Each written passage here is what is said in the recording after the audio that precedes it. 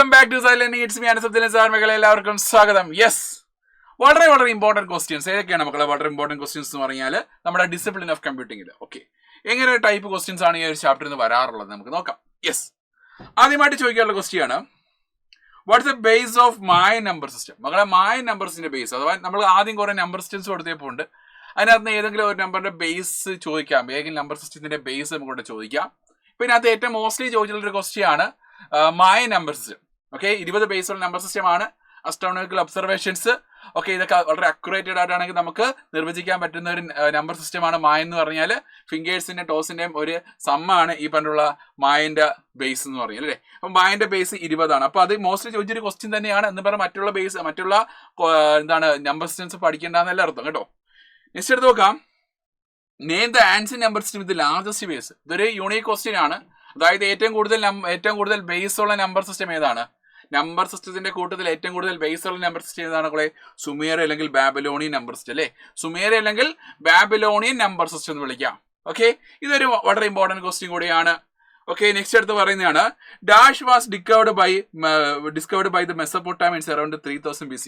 Okay, Mesopotamians ആണെങ്കിൽ 3000 BC കൊണ്ടുവന്ന technology ഏതായിരുന്നു? അബാക്കസ്. അഥവാ first computer for calculation, arithmetic calculation ഉപയോഗിച്ച ഒരു ഫസ്റ്റ് കമ്പ്യൂട്ടർ ആയിരുന്നു മക്കളെ എന്ത്? അബാക്കസ് എന്ന് പറയും അല്ലേ. അപ്പൊ അത് ചോദിക്കാറുണ്ട്, അതും വളരെ ഇമ്പോർട്ടന്റ് ക്വസ്റ്റ്യനും കൂടിയാണ്. ഓക്കെ, പിന്നെ അടുത്ത ക്വസ്റ്റ്യൻ ആണ് write a short note first generation of computers അല്ലേ. വളരെ ഇമ്പോർട്ടന്റ് ക്വസ്റ്റ്യൻ ആണ്. Generations of computer, first generation, second generation, third generation, fourth, fifth. അതിൽ ഫസ്റ്റ് തൊട്ട് ഫോർത്ത് എങ്കിലും പഠിച്ചു വെച്ചേക്കുക, വളരെ ഇമ്പോർട്ടന്റ് ആണ്. എപ്പോഴും പരീക്ഷ കണ്ടുവരാറുള്ള ഒരു ക്വസ്റ്റ്യൻ കൂടിയാണ്. ഓക്കെ, അപ്പം എന്താണ് first generation computers? Vacuum tubes ആണ് യൂസ് ചെയ്തത്.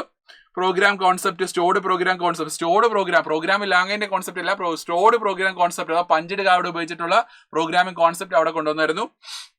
ഓക്കെ, അപ്പൊ അവിടെ കൊണ്ടുവന്ന ടെക്നോളജീസ് ആണ് ENIAC, EDVAC, UNIVAC കേട്ടോ. അതൊക്കെ ഓർത്തിരിക്കുക. പിന്നെയാണ് മക്കളെ എന്ത്? Draw the John von Neumann computer architecture. മക്കളെ ഈ ഒരു ഫിഗർ ഒന്ന് വരച്ച് പഠിച്ചേക്കുക. നിങ്ങൾക്ക് 2 ചാപ്റ്റർ ചോദിക്കാം. ഫസ്റ്റ് ചാപ്റ്ററിലുണ്ട്, third chapter components of computer system, അത് നിങ്ങൾ വീണ്ടും ഇത് പഠിക്കാനുണ്ട്. ഓക്കെ, അപ്പൊ അതിനകത്ത് രണ്ടിനകത്തും സെയിം ഫിഗർ തന്നെയാണ്, കുറച്ച് വ്യത്യാസമുള്ള ഫിഗറാണ് മറ്റേത് വരുന്നത്. സോ ഈ ഫിഗർ ഒന്ന് വരച്ച് പഠിച്ചേക്കുക, വളരെ ഇമ്പോർട്ടൻ്റ് ചോദിക്കാറുണ്ട്. ഈ ഫിഗർ മാത്രം എടുത്ത് ഒരു ക്വസ്റ്റ്യൻ ആയിട്ട് 2 തൊട്ട് 3 മാർക്ക് ചോദിക്കാറുണ്ട്. അതും വളരെ ഇമ്പോർട്ടൻ്റ് ആണ് കേട്ടോ, മിസ്സാക്കി കൂടാൻ പറ്റത്തൊരു കാര്യമാണ്.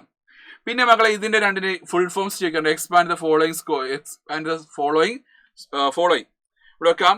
ENIAC, VLSI.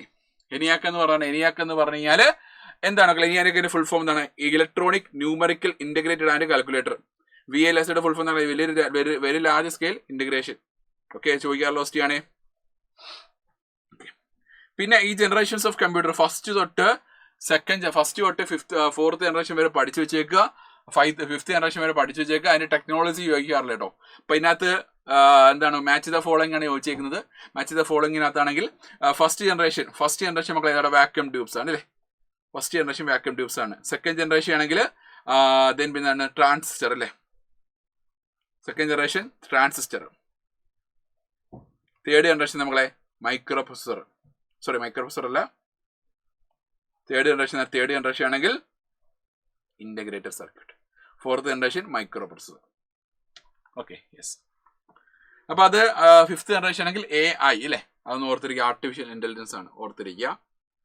Yes, okay. പിന്നെ ഇങ്ങനെയുള്ള ക്വസ്റ്റ്യൻ ചോദിക്കാറുണ്ട്. Explain abacus. അബാക്കസ് എന്താണെന്ന് 2 തൊട്ട് 3 മാർക്ക് വേണമെങ്കിൽ ചോദിക്കാം.